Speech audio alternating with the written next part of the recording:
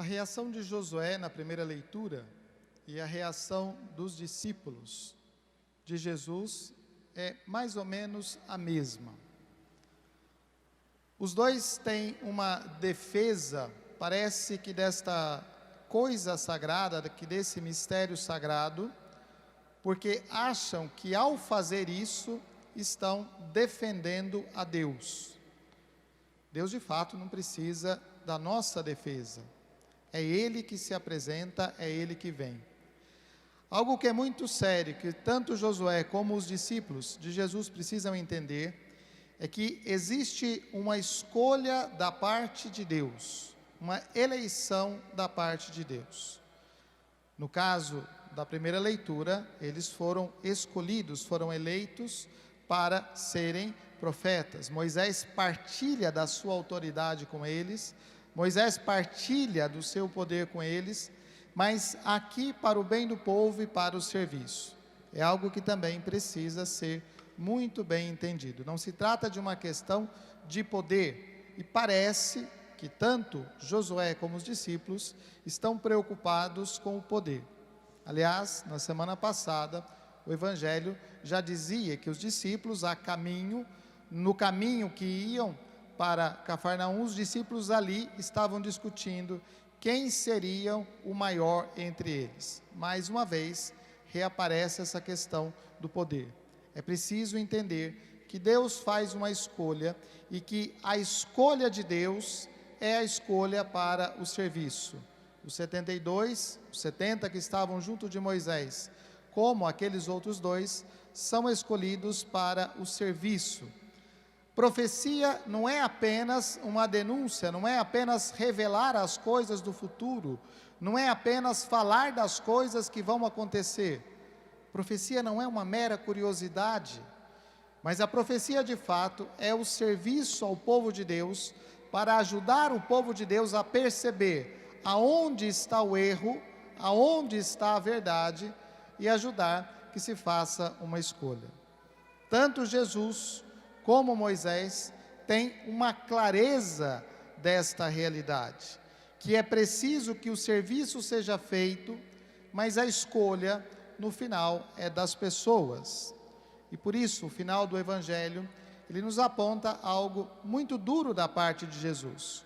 Quando Jesus diz assim, contando desta forma, que se alguma coisa acontecer, se o olho peca, é melhor tirar o olho. Se a mão peca, é melhor tirar a mão. Isso se trata de fazer uma escolha. Talvez nós tivéssemos a intenção de dizer assim, olha, não precisa exatamente arrancar o olho. Vamos fechar o olho. Não precisa exatamente arrancar a mão. Vamos dar um tapinha. E é aqui que nós nos enganamos, quando Jesus apresenta a radicalidade do reino e a radicalidade das nossas escolhas. É preciso fazer uma escolha. Para o reino de Deus não serve alguma coisa que fica entre isso e aquilo. Para o reino de Deus não serve aquilo que está morno. O próprio Jesus vai dizer isso em outro momento, falando ou quente ou frio. Ou seja, ou nós fazemos uma opção clara pelas coisas que são de Deus, e essas coisas que são de Deus moldam, configuram todas as nossas atitudes, ou isso não serve. Não serve para nós apenas uma fachada de cristianismo, uma fachada de obediência a Deus, uma fachada de respeito e seguimento aos mandamentos, se de fato nós não fazemos isso fundamentalmente por amor, por aquele amor que nós experimentamos de Deus. Se não é o amor que motiva, que movimenta as nossas atitudes, então aquilo que antes seria serviço se torna poder. É um pouco disso que nós vemos em volta de nós na sociedade. E às vezes também esta maldade das atitudes, também esta incompreensão das escolhas, ela acontece no meio de nós, ela acontece entre nós como igreja. E aqui está o convite de Jesus à conversão. Não simplesmente dar um tapinha na mão, não simplesmente fechar o olho, mas de fato arrancar, tirar, modificar, transformar, converter aquilo que é necessário.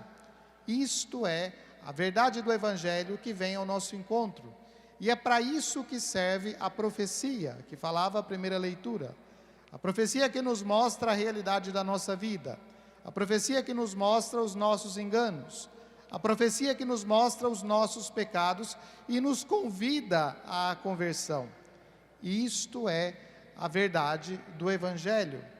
Às vezes nós ficamos muito ocupados e muito preocupados com a corrupção à nossa volta e nas grandes estruturas.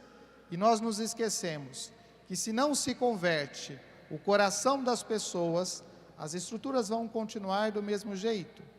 Não existe uma transformação das estruturas que não passe pela transformação do coração de cada um de nós. Não existe uma mudança da sociedade, daquilo que está à nossa volta, se antes esta palavra de Deus não toca o nosso coração e não nos faz arrancar o olho, as mãos, os pés, ou seja, a maldade que está no nosso coração. E uma vez arrancada esta maldade, aí sim nós viveremos um tempo novo que começa na vida e na experiência pessoal de cada um de nós. Um tempo novo que começa na transformação daquilo que está muito próximo de nós, que são as nossas famílias, que são as nossas comunidades, que é isso que está à nossa volta.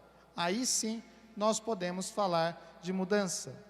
De jeito nenhum, a palavra de Jesus é uma simples mutilação do corpo, porque isso não resolveria, mas é uma transformação da mentalidade, do pensamento, da maneira como nós enxergamos, da maneira como nós vemos as coisas e da maneira como nós fazemos as coisas. Isto é a conversão proposta por Jesus. E é para isso que Deus envia o seu Espírito, o Espírito que nos dá discernimento, o Espírito que nos mostra a nossa vida e o Espírito que coloca diante de nós as escolhas. Façamos aquelas escolhas que nos levam a esta comunhão com Deus. Louvado seja nosso Senhor Jesus Cristo.